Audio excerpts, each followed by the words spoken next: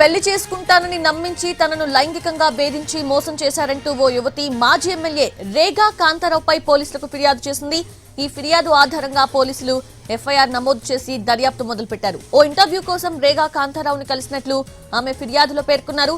ఆ పరిచయం క్రమంగా వ్యక్తిగతంగా కలుసుకునే స్థాయికి వెళ్లిందని, కొత్త యూట్యూబ్ ఛానల్ నిర్మాణం పేరుతో తనను పిలిచి అనంతరం పెళ్లి చేసుకుంటానని చెప్పి లైంగికంగా వేధించారని ఆమె ఆరోపించారు. తనకంటే సుమారు 45 ఏళ్ల వయసున్న వ్యక్తి తనని ఎలా పెళ్లి చేసుకుంటారని మొదట ఆశ్చర్యపోయినప్పటికీ తనకి కుటుంబ సభ్యులకు మధ్య ఉన్న విభేదాలను వివరించి తనను రేగా కాంతారావు నమ్మించారని ఫిర్యాదులో పేర్కొన్నారు. ఇద్దరూ కలిసి అమీర్పేటలో నివసించినట్లు బాధితురాలు పేర్కొన్నారు. అయితే రేగా కాంతారావు హైదరాబాద్ కు వచ్చినప్పుడు తాము ఆ ఫ్లాట్ లోనే ఉండేవారమని ఫిర్యాదులో పేర్కొన్నారు.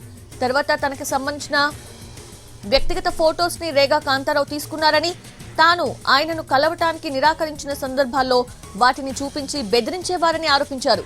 రియల్ ఎస్టేట్ లో పెట్టుబడి పెడితే రెట్టింపు మొత్తాన్ని ఇస్తానని చెప్పి తన వద్ద నుంచి 4 లక్షలు తీసుకున్నారని ఆమె ఆరోపించారు. ఆ తర్వాత రేగా కాంతారావు ముఖం చాటేశారని, ఫోన్ కాల్స్ కి సమాధానం ఇవ్వకుండా తప్పించుకునేవారని పేర్కొన్నారు. సమస్య డబ్బు కాదని, పెళ్లి చేసుకుంటానని హామీ ఇచ్చి తనతో 4 ఏళ్ల పాటు సహజీవనం చేసి లైంగికంగా దోపిడీ చేసి మోసం చేశారని ఆమె ఫిర్యాదులో పేర్కొన్నారు. అయితే ఈ మొత్తం వ్యవహారంపై ఆయన హైకోర్టుని ఆశ్రయించారు. తనపై నమోదైన కేసును కొట్టివేయాలని క్వాష్ పిటిషన్ కూడా వేశారు. రేగా కాంతారావు క్వాష్ పిటిషన్ పై ఇవాళ విచారణ చేపట్టనుంది హైకోర్టు.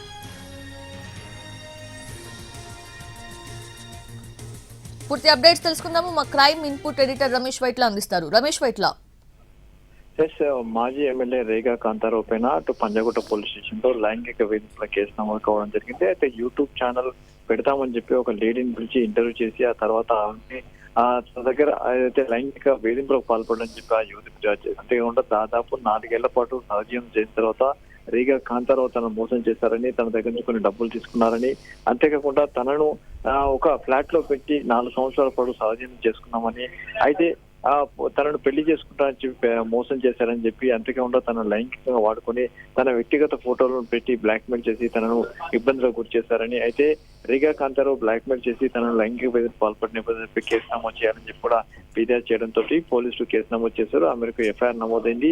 దీనిపైన విచారణ చేస్తామని పోలీసులు చెప్తున్నారు. అయితే దీనిని తనపై నమోదైన ఎఫ్ఐఆర్ ను స్కాచ్ చేయాలని చెప్పి కూడా అటు రేగా కాంతారావు హైకోర్టును ఆశ్రయించాడు. తనపై నమోదైన కేసులో పూర్తిగా తప్పుడు ఆరోపణలు ఉన్నాయి, తప్పుడు నివేదికలు ఉన్నాయి, అందులో అవాస్తవాలు ఉన్నాయి. కాబట్టి అది ఫిర్యాదు మొత్తంగా అవాస్తవము, దాన్ని వెంటనే స్కాచ్ చేయాలని చెప్పి కూడా అటు హైకోర్టుని రేగా కాంతారావు ఆశ్రయించాడు. దీనికి సంబంధించి ఈ రోజు హైకోర్టులో విచారణ జరిగే అవకాశం అయితే కనబడుతుంది. కేవలం ఫిర్యాదేనా లేదంటే ఆధారాలు కూడా సమర్పించారా రమేష్ వైట్ల? ఇప్పటికి సంబంధించి ఏదైతే అమీర్పేటలోని ఒక ఫ్లాట్ లో తాము 4 ఏళ్ల పాటు ఉన్నామని చెప్పి దానికి సంబంధించిన పూర్తి ఆధారాలు ఇచ్చారు. దాంతో పాటుగా ఒక నటుడు సంబంధించిన ఫ్లాట్ అది, ఆ నటుడు సంబంధించిన ఫ్లాట్ లోనే తాము 4 సంవత్సరాలు కలిసి ఉన్నామని చెప్పి సహజీవనం చేశామని ఇందుకు సంబంధించిన పూర్తి ఆధారాలు ఇచ్చింది. దీంతో పాటుగా కొన్ని ఫొటోస్ కావచ్చు, కొన్ని బ్యాంకు సంబంధించిన లావాదేవీలు కావచ్చు, కొన్ని ఇతర ఆధారాలు, పూర్తి స్థాయిలో ఆధారాలు కూడా అటు రేగా కాంతారావు సంబంధించిన బాధితులు పోలీసులకు ఇవ్వడం. పోలీసులు ఆ ఆధారాలను చూసిన తర్వాతనే కేసు నమోదు చేసినట్లు అధికారులు చెప్తున్నారు.